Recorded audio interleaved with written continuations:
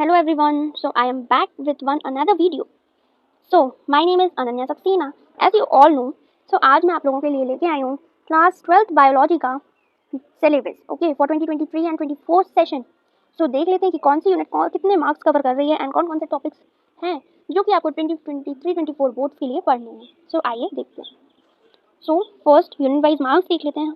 So unit 6 इसके पहले की जो आपकी 5 यूनिट्स हैं वो आपकी क्लास 11th में कवर हो चुकी हैं. सो जो 12th का सिलेबस है वो उसके आगे से ही रहता है. सो इसलिए यहाँ पे लिखा हुआ है unit 6. Okay. So first unit reproduction it carry 16 marks.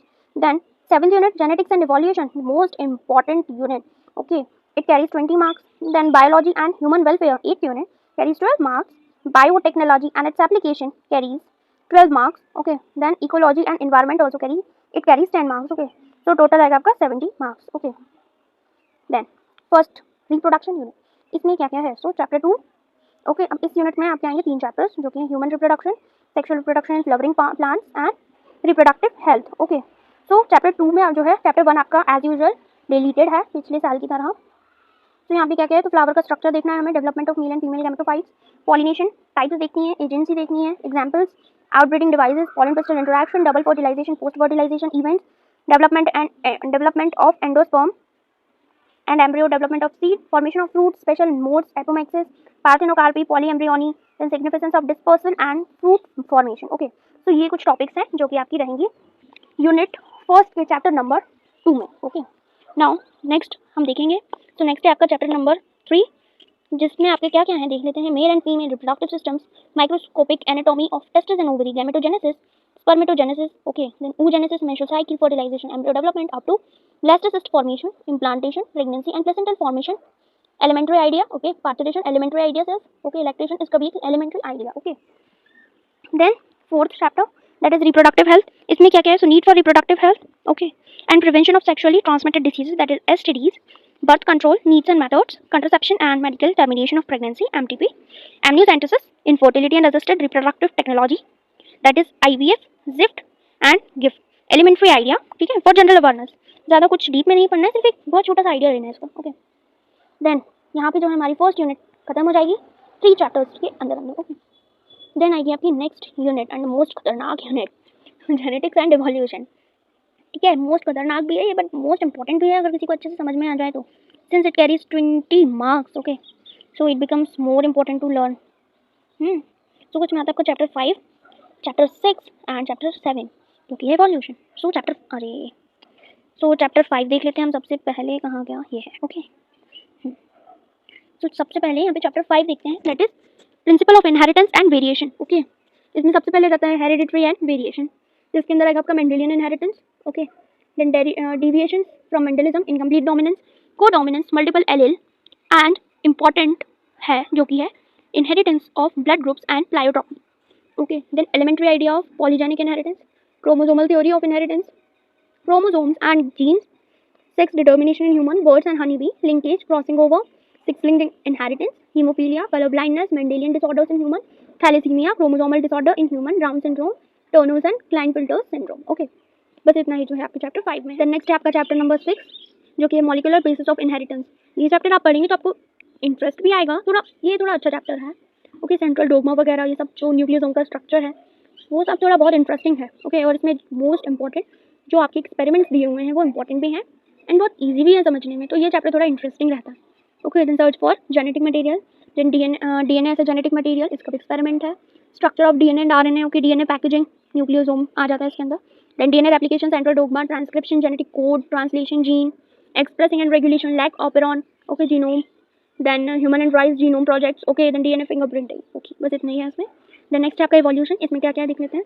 origin of life. Okay, biological evolution and evidences for biological evolution. इसके अंदर क्या क्या है? paleontology, क्या क्या proofs evidences मिले थे. Okay, वो.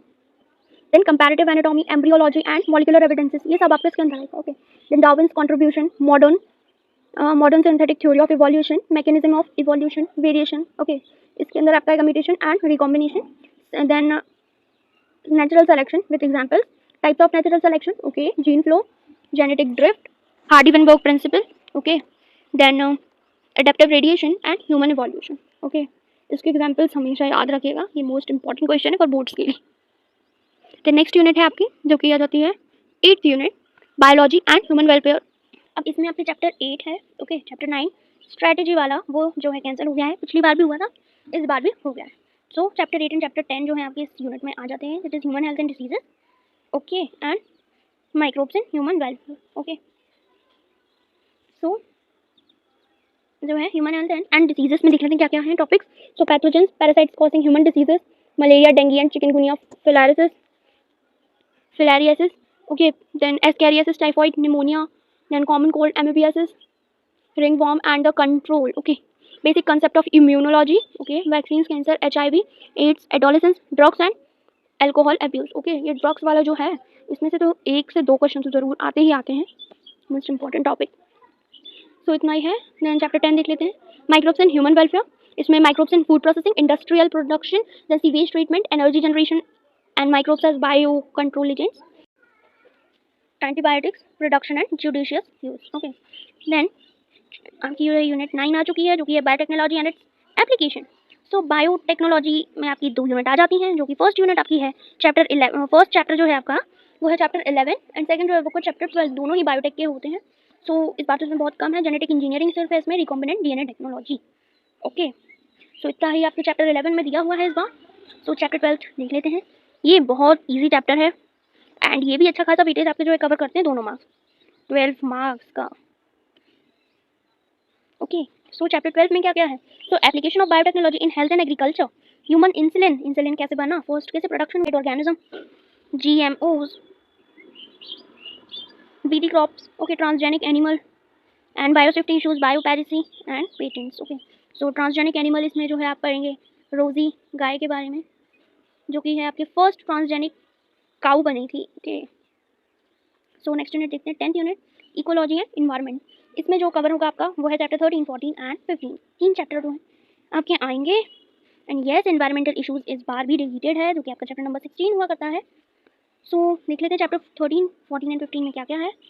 Interaction, mutualism, competition, predation, parasitism, then population attributes, growth, birth rate, okay, death rate, age distribution, then topics excluded, okay. यहाँ पे अलग से मेंशन करके बता दिया हुआ है कि organism and its environment, okay. Then most major abiotic factors, ये जो टॉपिक्स हैं ये टॉपिक्स आपके एक्सक्लूडेड हैं, ये नहीं पढ़ना है। ये इस बार सीबीएसई ने बहुत से ऐसे टॉपिक्स हैं जो कि आपको अलग से मेंशन करके बता दिए हैं कि ये नहीं पढ़ना है आपको, ओके। सो नेक्स्ट चैप्टर की तरफ मूव ऑन करते हुए, सो चैप्टर 14, सो इसमें क्या पढ़ना है हमको, इसमें पढ़ना है ecosystem, pattern, component, productivity, decomposition, energy flow, okay, pyramids of number, biomass, energy, okay, बस इतना पढ़ना है। And then topics excluded are ecological succession and nutrient cycles. So syllabus mostly बिल्कुल पहले जैसा है, डिलीटेड भी वही चीज़ें जो पिछली बार थी, इससे ज़्यादा कुछ प्रॉब्लम वाली बात नहीं है। सो बहुत ईजी सा जो है आपका सिलेबस है, अगर कोई सीरियसली लेके पढ़ता है तो बहुत ईजी है, बहुत ईजी चैप्टर्स हैं, बहुत इंटरेस्टिंग चैप्टर्स हैं। चलिए तो आगे बढ़ते हैं चैप्टर 15 की तरफ। सो चैप्टर 15 में क्या है हमारा, देखते हैं बायोडाइवर्सिटी एंड कंजर्वेशन। सो इस चैप्टर में क्या है, सो बायोडाइवर्सिटी के कॉन्सेप्ट्स पढ़ने हैं हमें, पैटर्न पढ़ना है, इंपॉर्टेंस पढ़ना है, देन लॉसेस पढ़ने हैं, ओके, देन कंजर्वेशन, हॉटस्पॉट्स, ये वो वाला हॉटस्पॉट्स नहीं है जो आप समझ रहे हैं, मोबाइल हॉटस्पॉट, ये बायोलॉजिकल हॉटस्पॉट्स होते हैं, उनकी बात हो रही है यहाँ। Then endangered organisms, extinction, red data book, then sacred groves, biosphere reserves, national parks, wildlife sanctuaries and Ramsar sites. Okay, so that's all you have to learn in your theory for biology. So अब बात कर लेते हैं practicals की। So practicals में जो रहेगा आपका रहेगा मेजर प्रैक्टिकल रहेगा जो है आपका एक, ओके, जो कि रहेगा 5th वाला डीएनए वाला जो आपका रहेगा वो, ओके। देन 1 माइनर एक्सपेरिमेंट जो कि 2nd एंड 3rd रहेगा आपका, वो आई थिंक रहेगा आपका frequency and density, population frequency and population density वाला, ओके। देन स्लाइड प्रिपरेशन रहेगा 1st and 4th, onion root tip वाला रहेगा आपका 4th एंड फर्स्ट वो, एंड जो फर्स्ट रहेगा वो आपका पॉलन जर्मिनेशन के लिए रहेगा। देन स्पॉटिंग रहेंगी आपकी जो कि 7 नंबर के लिए होंगी, ओके। नाउ मेजर वाला जो रहेगा आपका वो 5 नंबर का होगा, देन माइनर वाला 4 नंबर का, then slide preparation is also for 5 marks, spotting is for 7 marks, okay. Then viva and practical record carries 4 marks, and investigatory project and viva related to it carries 5 marks, okay, and total of these all carries 30 marks, okay. Then यहाँ पे दी हुई list तो मैंने तो आपको ऐसे ही बता दिया है, ओके। सो जो आपका फर्स्ट रहेगा वो रहेगा पॉलन जर्मिनेशन वाला, सेकंड रहेगा पॉपुलेशन डेंसिटी वाला, third population frequency, then temporary mount of onion root tip, okay, to study mitosis, then fifth रहेगा isolate DNA from available plant material such as spinach, okay, green pea seeds, papaya etcetera. Okay, then spotting रहेगी आपकी तो different agencies, okay, ये pollination की रहेगी। Then pollen germination stigma पे, okay, वो रहेगा जो है आपका। स्लाइड रहेगी इसकी, आपको जो है माइक्रोस्कोप में देखकर बताना रहेगा क्या है। देन थर्ड आइडेंटिफिकेशन, तो इसमें TS of testis and TS of ovary रहेगा, माइस या फिर ग्रास हॉपर का। Then meiosis and onion bud cell और ग्रास हॉपर। टेस्टिस ये भी वही है, टेस्टिस का ही। Then TS of blastula, mammalian blastula रहेगा इसमें। मेंडेलियन इनहेरिटेंस, इसमें आपको पहचानना रहेगा। इसमें ना मोस्ट ऑफ द टाइम्स ऐसे कर देते हैं टीचर्स कि इसे कुछ ग्लास में बॉल्स रख देते हैं अलग अलग कलर्स की छोटी छोटी। Then you have to count the seeds, you have to consider the ball as seeds and then you have to count them.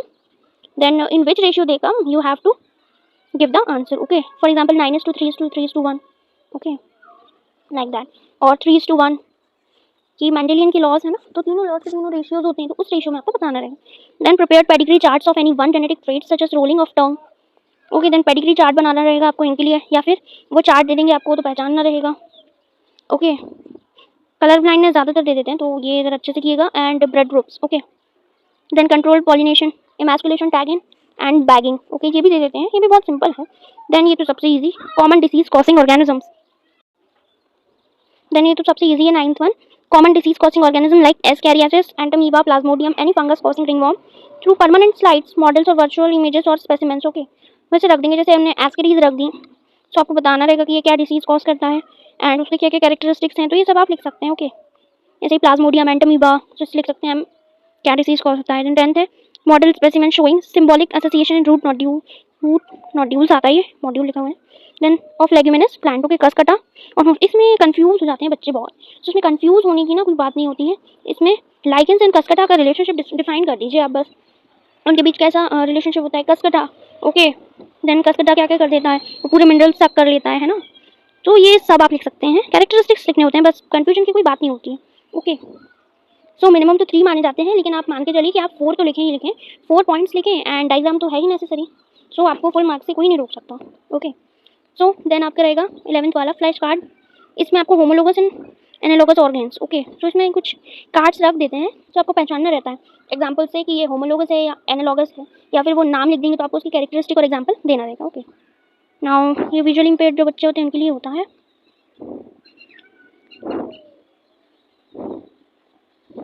तो ये कुछ जनरल गाइडलाइंस दी हुई हैं। ओके, तो ये तो सब आप कर चुके हैं। देन लिस्ट, ये तो मैंने आपको बता दिया है। Okay,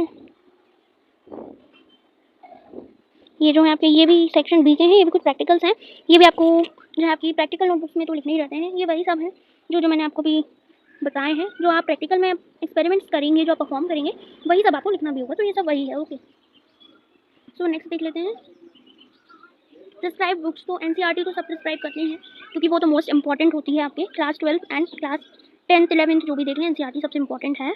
okay, then other related books and manual जो कि एनसीईआरटी ने आउट करी है, मल्टीमीडिया भी आप कंसीडर कर सकते हैं। Then supplementary material, revise syllabus जो कि, and yes I am here for you all always, so no worries. So guys that's all for today, we'll meet in another new video. Till then, bye bye and take care guys. Thank you.